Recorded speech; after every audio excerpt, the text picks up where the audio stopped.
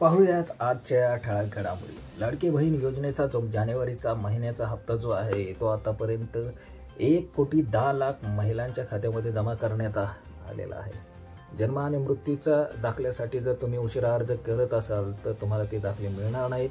वर्षभरानंतर जर तुम्ही अर्ज केला असेल तर 6 महिने तुम्हाला थांबण्याची तयारी दाखवावी लागेल। एसटी प्रवास महागला आहे, 15% भाडे वाढ लागू करण्यात आले आहे। मुंबई पुणे तिकीट 80 रुपयांनी वाढले आहे। वीज आता स्वस्त होणार आहे। महावितरणकडून पहिल्यांदाच वीज दर कपातीचा प्रस्ताव सादर करण्यात आलेला आहे। चेक बाउन्स हा खटला जो आहे तो आरोपीच्या गैरहजेरीत सुद्धा चालवता येतो असं मुंबई उच्च न्यायालयाने स्पष्ट केलं आहे। रुग्णांना जिल्ह्यातच मदत मिळणार आहे। मुख्यमंत्री वैद्यकीय सहायता निधी कक्ष जिल्हाधिकारी कार्यालयातच सुरू होणार आहे।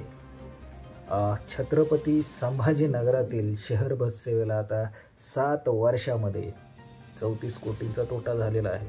आणखी 136 बसेस तुमच्या सेवेसाठी येणार आहेत छत्रपती संभाजीनगरामध्ये। बघूया आता किती तोटा सहन करावा लागतोय ते।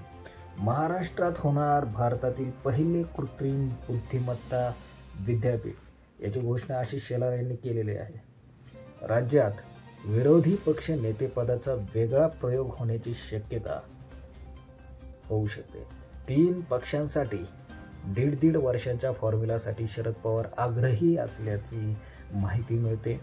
तरीही या सर्वांच्या संदर्भामध्ये ठाकरे आणि काँग्रेसच्या भूमिकेकडे सर्वांचं लक्ष आहे। बलात्काराच्या घटनांनी मुंबई हादरली आहे सध्या। राम मंदिराजवळ स्टेशनजवळ 20 वर्षाच्या तरुणीवरती बलात्काराची घटना उघड झालेली आहे। गुप्तांगात सर्जिकल ब्लेड आणि दगड सापडले आहेत। रिक्षा चालकाला या संदर्भामध्ये अटक करण्यात आली आहे। आता महापालिकेच्या निवडणुकीनंतर अपात्र लाडक्या बहिणींची यादी वाढेल, खात्यातून पैसे परत घेतील आणि योजना जी आहे ती बंद करून टाकेल असं वक्तव्य आदित्य ठाकरे यांनी केलेलं आहे।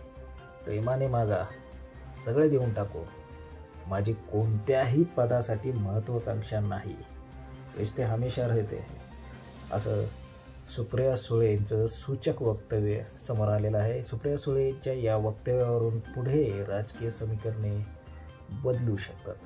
परळीतल्या बापू आंधळे हत्या प्रकरणात जितेंद्र आव्हाडांकडून व्हिडिओ ट्विट करण्यात आलेला आहे। वाल्मिक कराडच्याच सांगण्यावरून आपल्यावरती हल्ला झाल्याचा महादेव गीतेंचा व्हिडिओतून दावा त्यांनी केलेला आहे। 26 जानेवारीपूर्वी अमूलची ग्राहकांना खूप मोठी भेट आहे। सर्व प्रकारच्या दुधाच्या किमती 1 रुपयाने कमी करण्याची घोषणा अमूलने केलेली आहे। ज्यांना पक्ष सोडून जायचा असेल ते जातील, निष्ठावंतांना सोबत घेऊन पक्ष चालवण्याची धमक आपल्यामध्ये आहे। पक्षफुटीच्या या चर्चेवरती उद्धव ठाकरेंनी जिल्हा प्रमुखांच्या बैठकीत मोठं वक्तव्य केलेलं आहे। मोदींनी सहकारमधील टॅक्स कमी केला, इथेनॉल प्रकल्प दिले। शरद पवारांनी 10 वर्षामध्ये शेती आणि सहकारासाठी काय केलं असा सवाल अमित शहांचा आहे।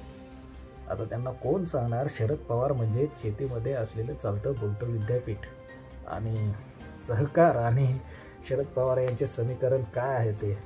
चला पुढे जाऊया। अभिनेता सैफ अली खान हल्ल्यातील आरोपी जो आहे त्याला पोलीस कोठडीमध्ये वाढ करण्यात आली आहे।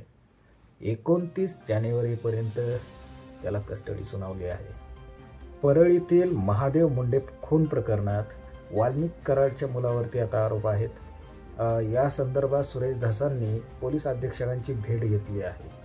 चला आता पुढे जाऊया आणि सोन्यासारख्या माणसांसाठी सोन्याचे दर जाणून घेऊया।